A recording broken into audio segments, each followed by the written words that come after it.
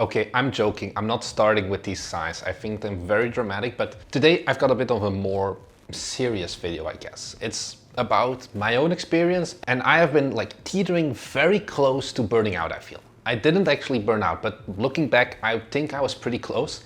And I want to talk a bit more about that experience, because here we try to be as genuine as possible about the experiences we have as game developers. And this is something that I've been reflecting on, and I've come to the conclusion that there's like a special kind of crunch that indie developers go through that I haven't seen mentioned that often. And this video isn't really meant to demotivate you, but watching this, you'll probably be like, is game development really for me?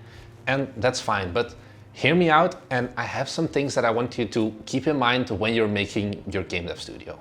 What I mean with crunch, if you have no clue what crunch is in game development, it's the term that you often hear at like AAA studios where, oh, this game, it was poor performance because there was a lot of crunch for like 6 months.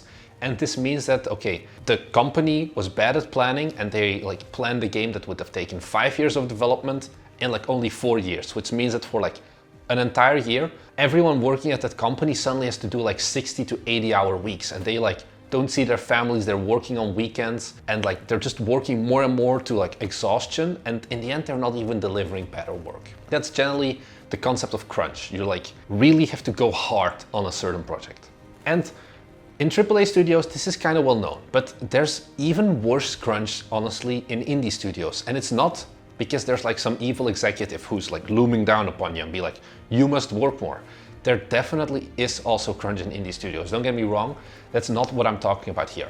This is more about the self-imposed crunch of running an indie studio, and is something that I've been dealing with a lot over the past months, and I wanted to talk about. Generally, there are a few reasons why crunch is worse as an indie developer, or at least if you're like founder or co-founder or one of the core members of an indie studio, such as we're with 3 developers still, and I'm one of 3 and I manage all of the business really. I do this YouTube channel, I manage like the general production of our games as well and like the game ideas, and also the administrative stuff. So making sure everyone gets paid, like making sure we are able to earn money to begin with and things like that. So I have a really deep vision really into the company, and this is the first real difference, because I'm talking about like, paying wages.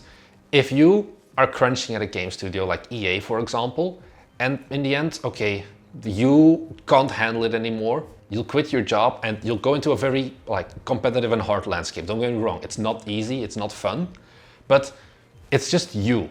If I fail, or like at least this is the pressure I feel, if our studio like fails, or if the amount of work we're doing isn't enough and we can't get like boots off the ground as a studio, we can't take off, it's not just me that's not gonna be paid anymore. It's going to be the entire studio, everyone else. And if you're one of the founders or co-founders, you should have a bit of this feeling of, the mama bird who makes sure that everyone underneath them is also actually being fairly compensated. Generally, you don't want to be an asshole as an indie developer. That usually doesn't end that well. And this is a lot more emotionally to deal with, because if we have a worse performing month, for example, or a Forge Industry launch didn't go as we expected, that's a lot of pressure that is suddenly coming upon me of, okay, I messed up, we didn't market this enough, and now not just me is going to pay for it, but also everyone else in our studio. On top of that, it's also much harder to hide that you're not performing like the rest of the team really. We're 3 people really. So if someone doesn't work for 2-3 days, we can tell. Like maybe we don't like physically go up to the person and be like, hey, why didn't you work as much? But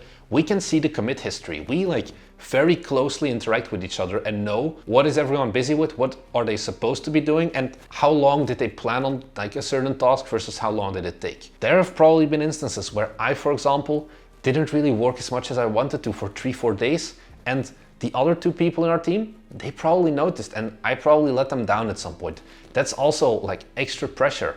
Whereas, if you have a bigger team of animators at EA or some other company, really, I'm just throwing EA under the bus, you have larger teams, and if something takes like 2-3 days longer, it'll be harder to see. Sure, maybe someone will notice, but it's not as direct, and you also maybe don't have as direct of a connection with the other teammates. Whereas, we see each other all the time. We talk to each other in our studio all the time because we have to.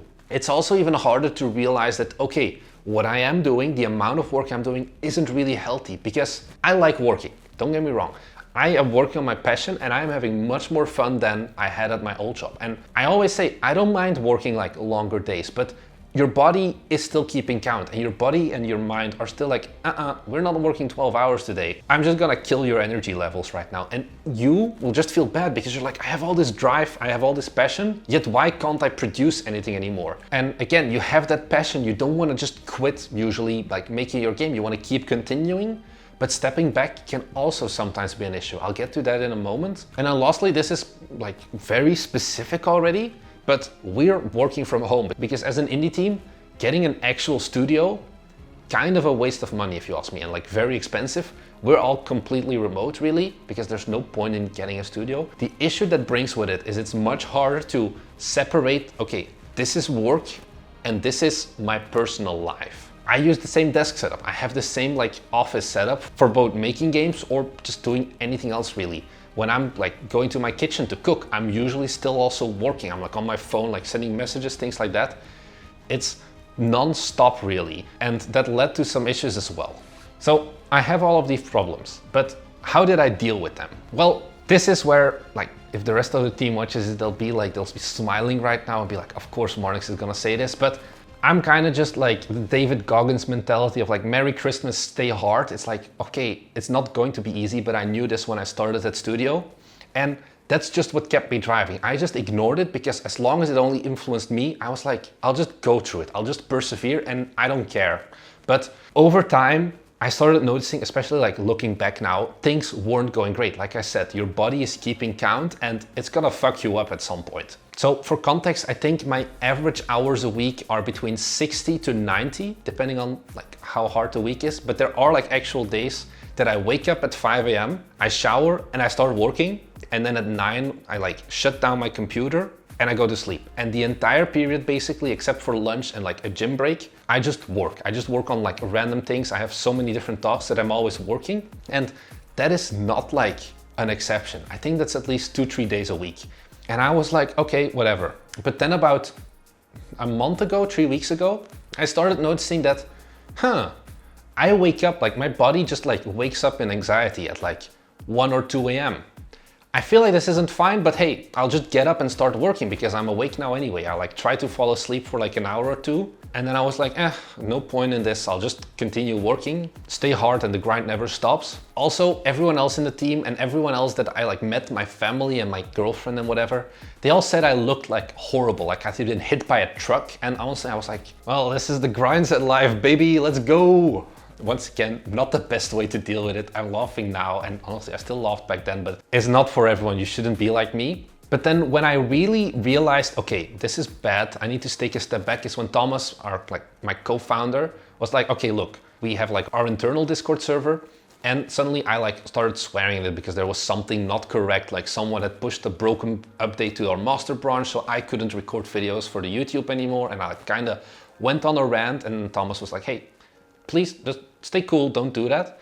And only then did I realize like, hey, what I'm doing, like something is wrong because this is not me. And only the moment really that I started like noticing that, oh, I affect other people and not just myself. That's when I actually realized, okay, something is wrong here. I need to step back. So what did I do about it? This is probably the place where you're looking for the golden answer. How do you stop this crunch? And I'm gonna be honest, I don't really have a solid solution yet. What I did the moment that I realized, it was like on a Friday, I was like, okay, I'm taking this weekend off and I'm just not gonna work for 2 days. The first day, I just called up to like watching some random anime, watching some series. I read an entire book during the day and then also I just napped a lot because I was lacking quite a bit of sleep. And then the second day I did journaling. Which, okay, this is gonna sound a bit weird if you're not into the self-improvement space, but journaling can be really powerful to discover what is like going on and how can I improve.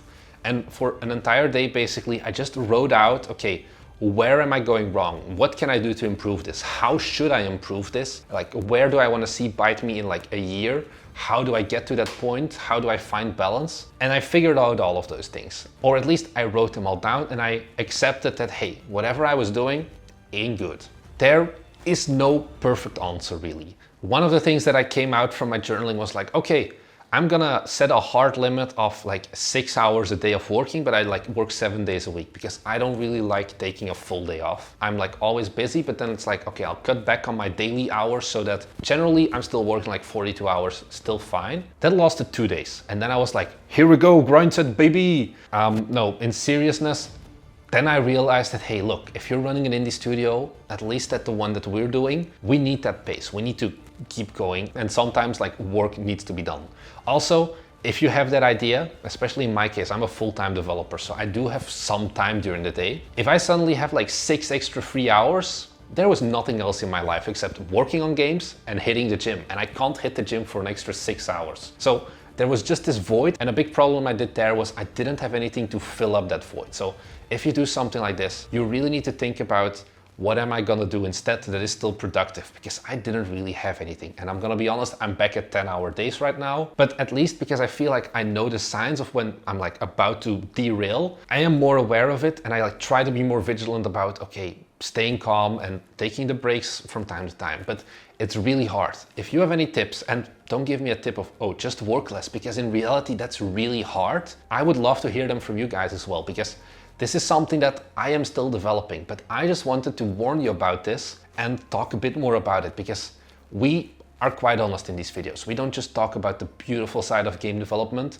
We also talk about the horrible launches, all of the mistakes we made, or when we get like denied funding and like suddenly there's a bunch of extra stress that falls upon me. So if that's like the kind of content that you're interested in, be sure to head down below and subscribe, as it really helps me out in just knowing that what I'm working on is actually providing value and I'm not just shouting into the void, or at a wall in this case. And in return, you get 3 videos every week talking about game development, talking about the things we learned and how you can avoid making the same mistake like we did, or I did, I guess, in this case, and just burning out and losing your indie dream. Because if I had gone for like a few weeks longer, I probably would have been out for a month or so, and that would have been something that could have literally killed the company. We wouldn't have been able to sustain that. Oh, well, we probably would have, but it wouldn't have been great. It would have just caused for more and more stress to pile on, and we don't really want that here either. Anyways, that's all I really had to say. Thanks for watching, and I'll see you guys in the next one.